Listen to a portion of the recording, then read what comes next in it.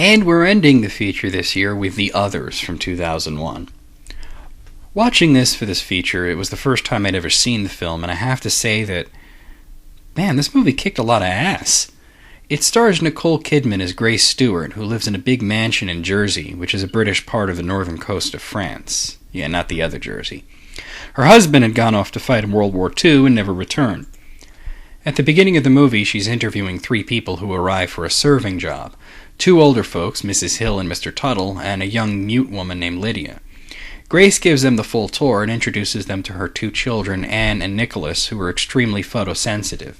They have an allergy to light, and anything more than a candle will cause them great harm and can even kill them. So the house has to be kept in total darkness as much as possible, with heavy curtains on all the windows, and doors have to be kept closed and locked at all times. Grace is very strict about her children's welfare and can come off as a bit overboard at times, but as the movie goes on, you know that she just cares about her kids and doesn't want anything bad to happen to them. She's also deeply religious and imparts her devout Catholicism onto her kids as well. After the servants show up, several strange things start to happen, and the daughter, Anne, insists that there are others in the house, saying that she has been speaking to and playing with a boy named Victor and that his parents also live in the house and want to get rid of the curtains. When she tells this to her mother believes she is making up lies and punishes her, but pretty soon she also hears sounds of people moving about in the house, and her and the servants launch a full search, but turn up empty. After finding a book of memorial photography, which is an old tradition of photographing the dead in memoriam, Grace entertains the thought that the house may be haunted, but her deeply religious sensibilities make her reject this notion, though she plans to travel to a priest and have the house blessed. This is interrupted by the return of the husband. Her husband seems very happy to be home at first, but after speaking with the children about something that happened in the past, he becomes distant and depressed and refuses to leave his bed. Anne also rejects the idea of ghosts, telling her brother over and over again that the invaders can't be ghosts because they don't wear white sheets and chains. As the movie goes on, the tense atmosphere and creepiness in the house intensifies, and the 3 servants start to look more and more sinister as they clearly are hiding something, such as a trio of graves on the ground that they cover with a pile of leaves.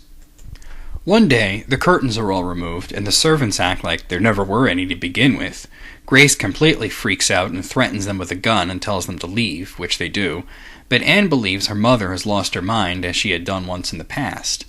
The husband leaves. He seems confused about where he is or what's going on, and Anne convinces her brother that they need to run away, so they wait for night and run off, but are accosted by the 3 servants, who seem to want to explain something to the children, but the children run away in fear, finding the graves. Now, I really can't go any further with this without telling you how it ends. So seriously, fucking spoiler alert, and I mean it this time, as this is a pretty good ending. Anyway, the servants themselves are ghosts. The graves are theirs, and the ghosts seem to be attempting to warn Grace and her children about the others, the house invaders. But since her husband showed up, Grace had rejected the idea that there ever were any invaders. The children go back into the house when they run away from the ghosts, only to find out the apparitions of a family sitting at a table with an old woman listening and writing down things that Anne and Grace yell at them. Eventually, Grace becomes upset and tears the papers up and throws them. This is when the big reveal takes place. The others are living people in a seance who moved into the house and found it to be haunted by the ghosts of Grace and her 2 children. Grace had lost her mind and killed her 2 children and then herself. But then in the afterlife, she believes that they're alive. They drive out the living, but the servants, who are also ghosts from the past of the house, tell them that more will come and they must learn to live with people who are alive.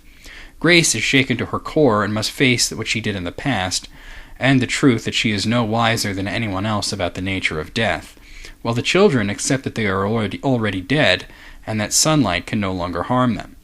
In reality, the twist ending is not all that different from that of The Sixth Sense, that the main character, or in this case characters, were dead the entire time.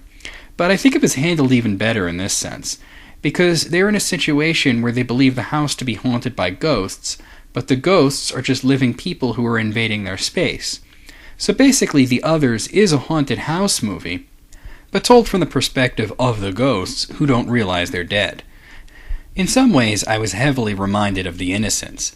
It has the same sort of tense atmosphere where you really don't know what to think at any given time, and due to the slow reveal of Grace's past of mental instability, you start to wonder if there's anything supernatural going on at all. I can say definitely that one scene where Anne flips out and yells at Grace is a direct reference to The Innocents, that's for sure. The Others is a really, really well put together film. While The Innocents has been remade and readapted several times, instead of checking any of these out, I recommend The Others instead, as instead of remaking The Innocents, it seems to be more of a tribute to it. It borrows some ideas, but it tells its own story. I can't recommend the film enough. I gotta give it a 10 out of 10. And that ends the feature. Hope you have a happy Halloween and all that shiz, and yes, I'll see you next year with another 10 days.